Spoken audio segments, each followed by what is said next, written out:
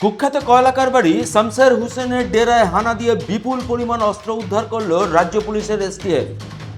অন্ডালের পরাশকোলের এক আবাসন থেকে উদ্ধার হয়েছে 7টি 7mm পিস্তল, 4টি 9mm পিস্তল, 3টি রিভলভার, একটি পাইপ গান ও 56 রাউন্ড কার্তুজ। কে এই শামসের হোসেন?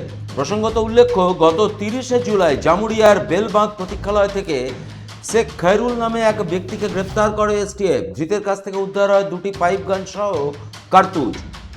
খৈরুলের বাড়ি বীরভূমে হলেও সে ডেরা বেঁধেছিল পাণ্ডবেশ্বরের ডালুর বাঁধে। তাকে হেফাজতে নিয়ে জিজ্ঞাসাবাদ করার পর গত বৃহস্পতিবার ঝাড়খণ্ডের রাঁচি থেকে গ্রেপ্তার করা হয় বহুলা অঞ্চলের কয়লা কারবারি শামসের হোসেনকে।